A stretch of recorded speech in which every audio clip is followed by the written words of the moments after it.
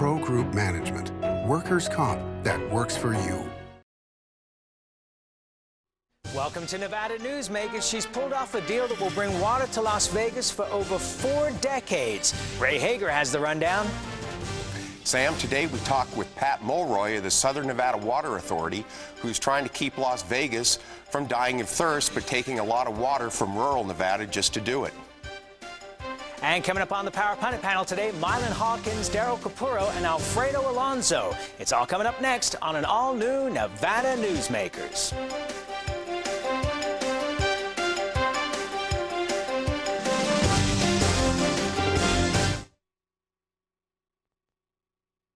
This is Nevada Newsmakers.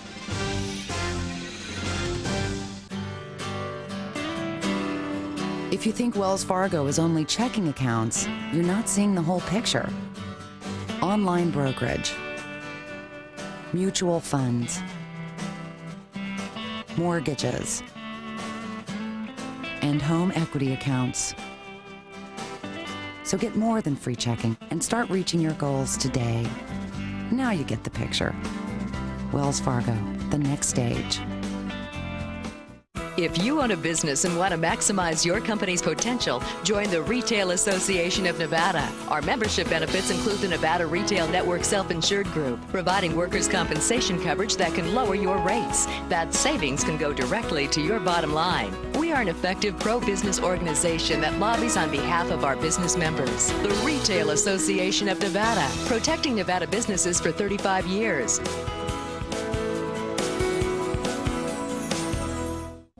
When you need a new employee, how can you be sure who you're really hiring? A background investigation by Employer Links will uncover criminal records, verify the applicant's education, check their credit history and Social Security verification. An investigation will research professional licenses and driver's licenses and let you know why they're unemployed. Hiring the right person shouldn't be a gamble. Call Employer Links. Employer Links, protecting your investment.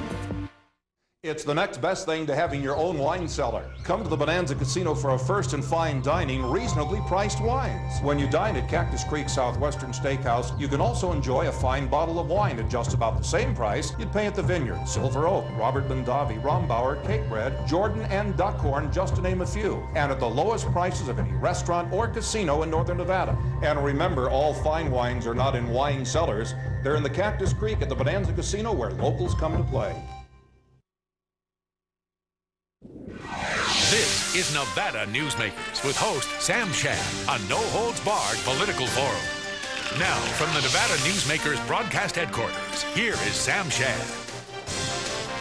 And back on Nevada Newsmakers, we are joined by Pat Mulroy, who's the general manager of the Southern Nevada Water Authority. Pleasure to have you on the program, Pat. It's my pleasure to be here. You pulled off a remarkable deal, getting 1.25 million acre-feet over the next 35 years from Arizona's share of the Colorado River, with Arizona getting $100 million next year and then 10 annual payments of $23 million starting in 2009. What happens at the end of that period of time? Well, this is intended for two purposes. It's meant as a bridge to give us additional supplies while we develop in-state resources, and it's also meant to give Southern Nevada some drought protection in this drought because the Colorado River is our only source of supply right now. We expect that there will be high flow years on the Colorado River during the term of this agreement, so it could very well last beyond the 30 years that, if we used it every single year, would be the term of the agreement. The agreement lasts until 2060, but all the basin states, and Arizona being one of them, are looking to Nevada to develop its in-state resources. Well, Pat, this is Ray Hagar again from the Reno Gazette, and another crisis that you'll be facing is this potential water shortage plan that you must work out with the 7 other states that use Colorado River water, but also you have to get Mexico on board in this, and could this possibly turn into a major international dispute between the U.S. and Mexico? Well, I would hope not. In the Treaty of 1944, which established the regime on the Colorado River between the United States and Mexico, there's a clause in it that says in the case of extreme drought that Mexico will take its share. That's the clause that the states are looking to and asking the federal government to begin discussions with Mexico for their share. When you look at the 7.5 million acre-feet that the 3 lower basin states are using and the 1.5 million that the country of Mexico is using, that's 9 million acre-feet. You can't expect 3 million acre-feet, just over 3 million acre-feet, which is what Arizona and Nevada use, to be the place where you can fix the problems if there are shortages. It just mathematically doesn't work. So what are the chances of getting Mexico on board with this? Well, I think the chances are reasonable, and I think a lot of it hinges on how we phase into the drought, and that's what the states are talking about now. Do we start allowing the upper basin states to deliver a little bit less water into Lake Mead and then allow Lake Mead to recover quicker at the end of this drought and begin to start taking much smaller shortages now to preserve reservoir capacity, or do we play the odds and let the drought get worse before we take any measures? Let's talk about the Lincoln County Land Bill. That was passed through Congress here recently. It's going to cost $1 billion to be able to get water coming down from White Pine and Lincoln counties. How do you plan to fund that? Well, we have a citizens committee looking right now at how the various options for Southern Nevada will be put together. It's like a jigsaw puzzle. I mean, we have applications in various areas, and we're going to look at what the most cost-effective alternatives are that generate the most water. And you've got to also remember that this is going to span a period of 20 years to build it out. So the anticipation is that the population base will grow significantly during that time, which will make it easier for the community to pay for it. I mean, we just weathered building $2 billion in new facilities coming from the Colorado River, and the only real impact to the ratepayer is a nickel on their water rate. So there is room in the water rate, there's room in other revenues in Southern Nevada to help pay for this. I'd like to follow up on this, if I may, and play devil's advocate here. Obviously, you have heard the same things that we have, that there are people in White Pine County and Lincoln County and other places in Nevada that perceive this as a water grab. How do you respond to that? I don't blame them for feeling that way. You know, I have to remember in '89 it came on rather suddenly for them. I think the job is ours to convince them that what we intend to do is develop this water in partnership. We bear the burden to prove that we'll walk the walk and not just talk the talk. And so I think our agreement with Lincoln County is a great first step, and probably the most significant thing that came out of the Lincoln County Lands Act is that it cements the partnership between Clark County and Lincoln County in developing these water resources. Okay, another rural county, White Pine County. Pat, what is your status with those White Pine County commissioners? The 2 commissioners that you spoke with or negotiated with were both soundly defeated in the election. So do you have anybody up there in White Pine County that is willing to talk to you? I don't think it matters as much one individual or another individual. I think all of Lincoln County and its residents, for the most part, have to feel comfortable with whatever agreement we might possibly negotiate here in the next year or so. And so I'm not worried that there's been a change. I think it reflects, in some ways, the anxiety that the people in White Pine County feel, and it's our burden to overcome those anxieties. But your basic plan is not to turn White Pine County or Lincoln County into the Owens Valley. No. We have to remember something. When Los Angeles developed Owens Valley, it was early in the 20th century. There were no environmental laws. And the state of California to this day doesn't have a groundwater law. Nevada has a very strict groundwater law that dates back to 1905. And we have some very stringent environmental laws that were put on the books in the 70s that will never allow that to happen. Our objective is not to eliminate the ranching culture and the environment that exists in the rural communities, nor to destroy their lifestyle. But it's there to share whatever resources are in excess of what they need. Pat Mulroy, we're going to take a break. We'll be right back with you, General Manager of the Southern Nevada Water Authority, after this brief timeout.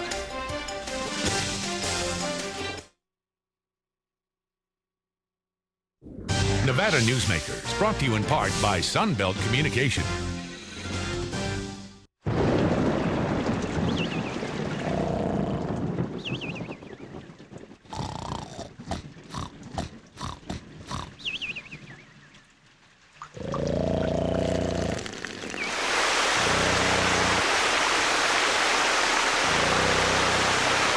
For a hole in your roof or a whole new roof, Ken Dillon, owner of Van Dyne Roofing, can get it fixed with his eyes closed. Something spectacular has taken wing not far from Reno or Lake Tahoe, and never far from your mind. An escape of fine dining and legendary golf. Introducing the resort at Red Hawk.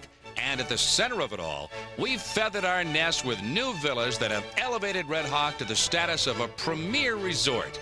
The Resort at Red Hawk, a beautiful new arrival in northern Nevada.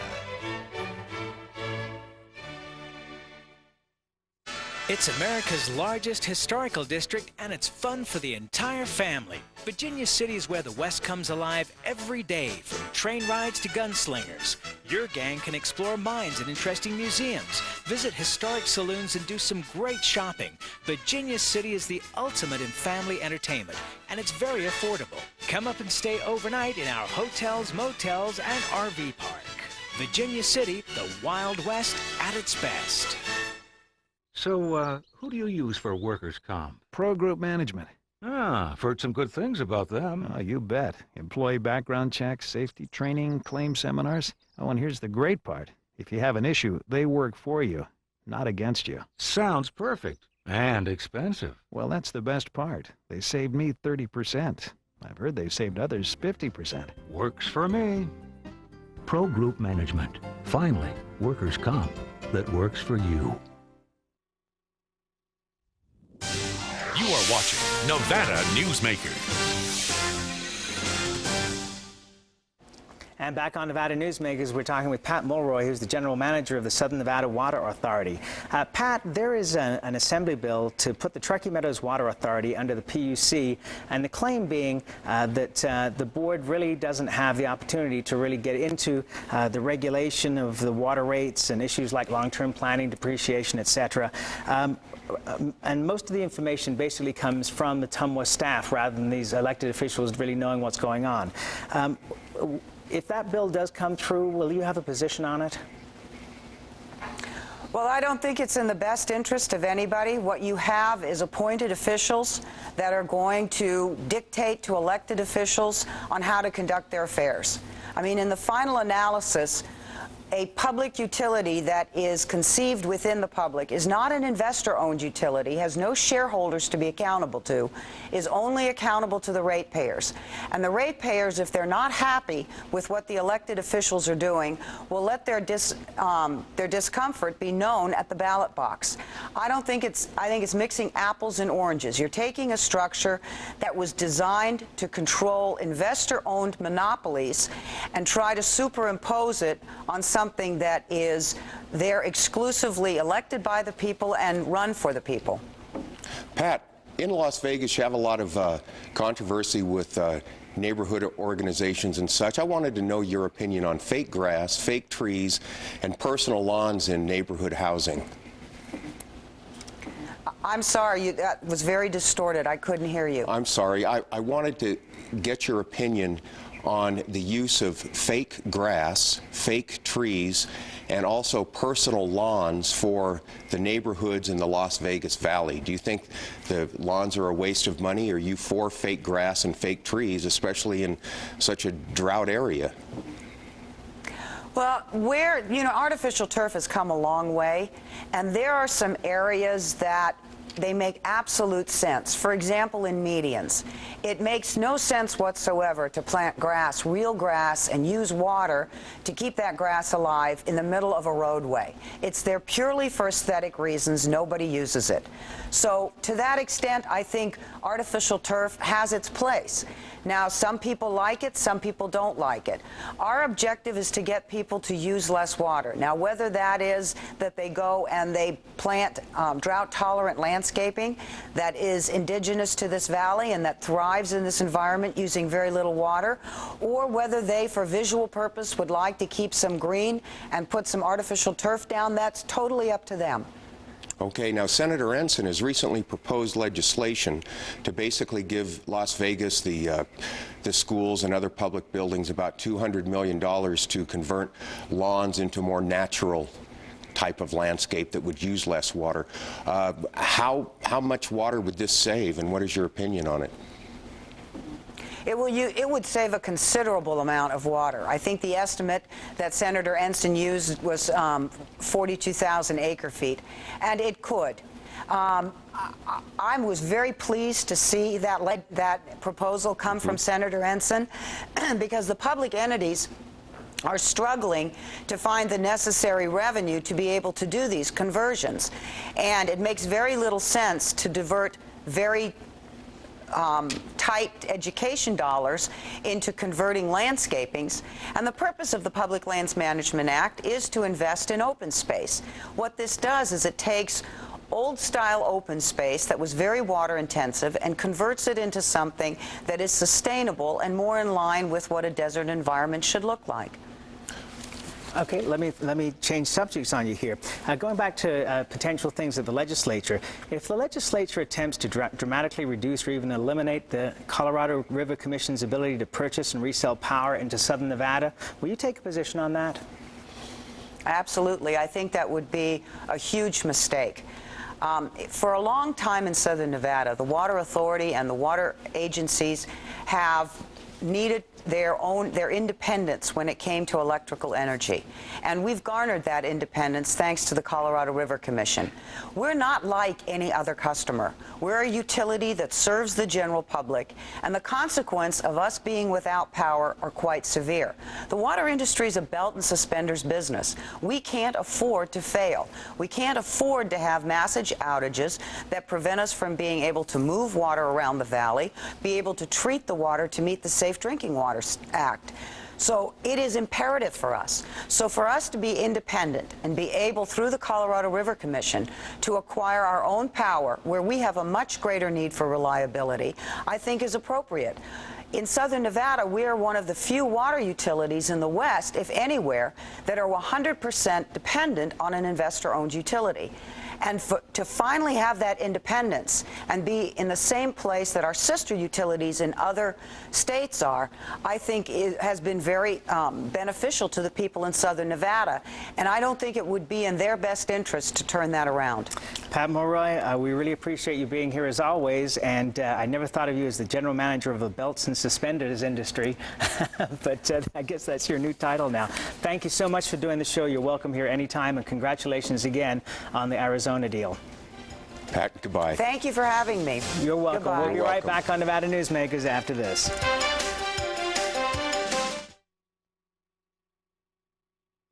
This is Nevada Newsmakers. When you need a new employee, how can you be sure who you're really hiring? A background investigation by Employer Links will uncover criminal records, verify the applicant's education, check their credit history and Social Security verification. An investigation will research professional licenses and driver's licenses and let you know why they're unemployed. Hiring the right person shouldn't be a gamble. Call Employer Links. Employer Links, protecting your investment.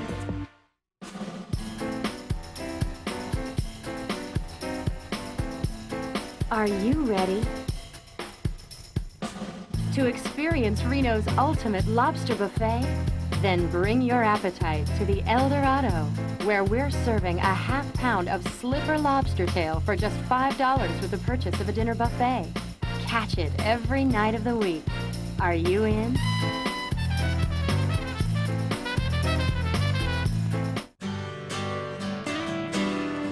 If you think Wells Fargo is only checking accounts, you're not seeing the whole picture. Online brokerage, mutual funds, mortgages, and home equity accounts. So get more than free checking and start reaching your goals today. Now you get the picture. Wells Fargo, the next stage.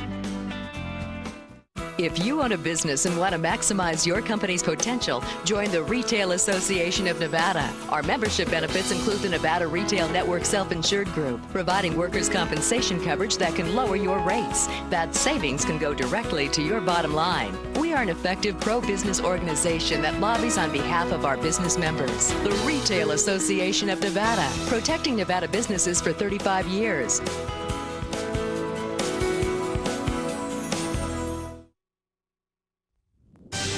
You are watching Nevada Newsmakers.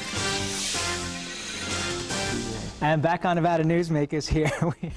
The pundit panel is already feisty here. Daryl Capurro is here. He's the Managing Director of the Nevada Motor Transport Association. Mylan Hawkins, Vice President of Interface Computer Associates.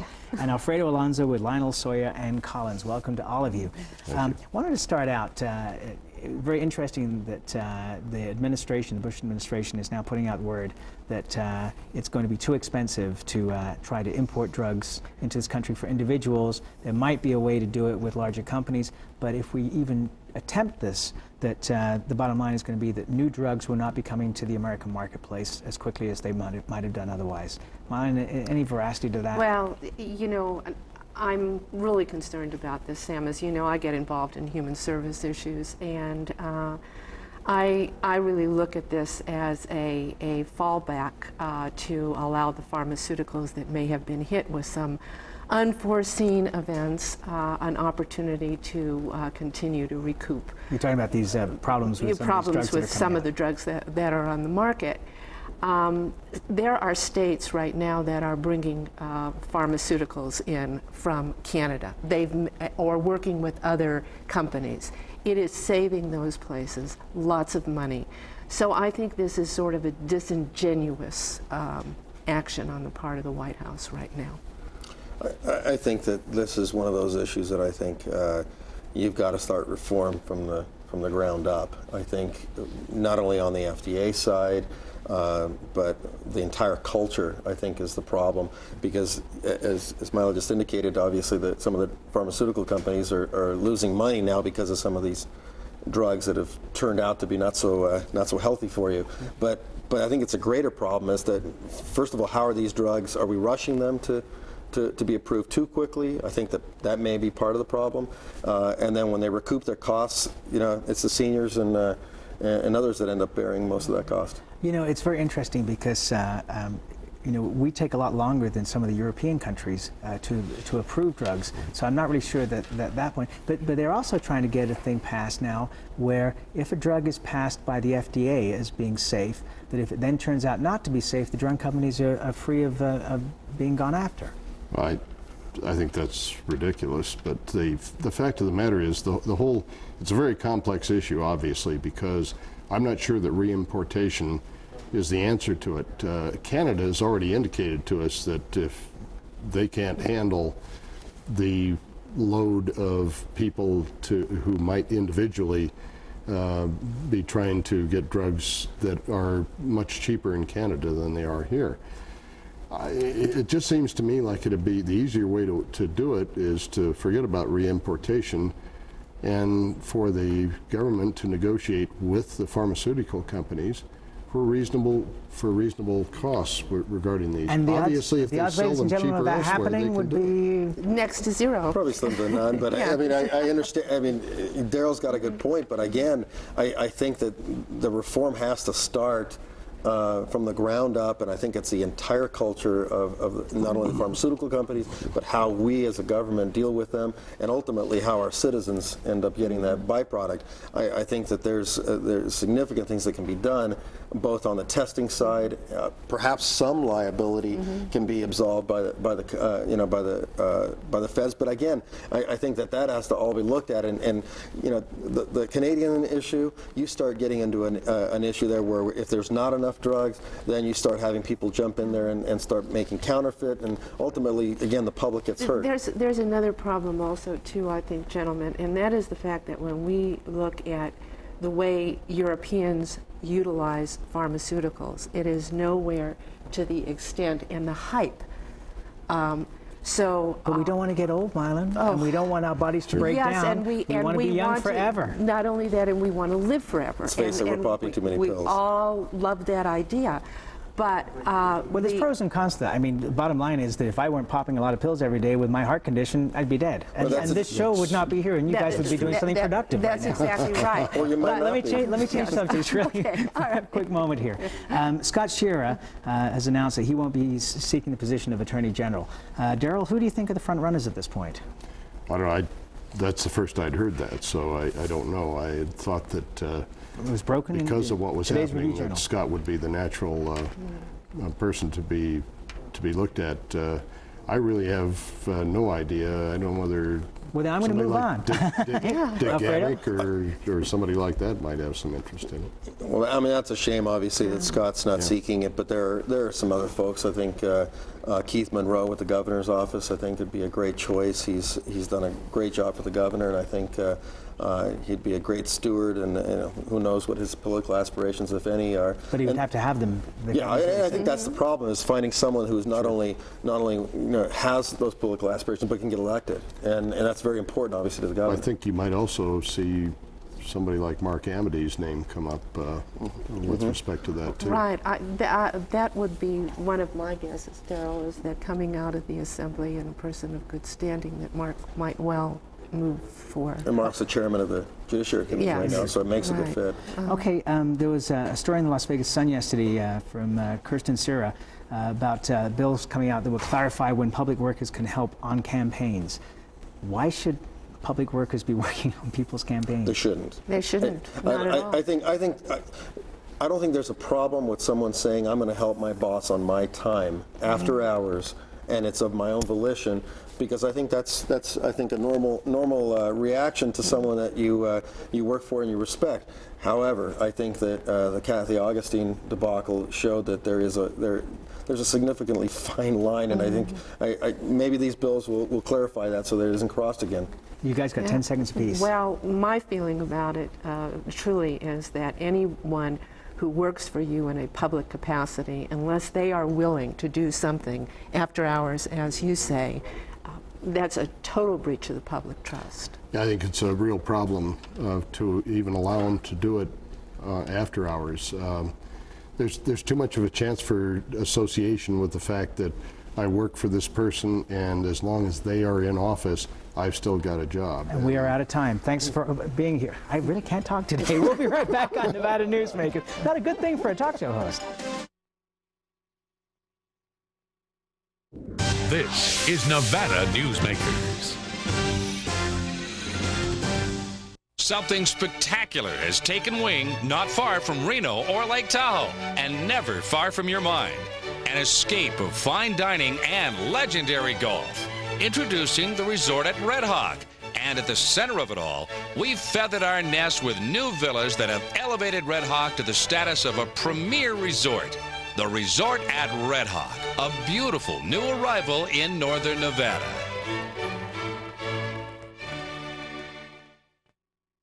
And coming up tomorrow, Alan Biaggi and Ty Cobb. We'll see you then.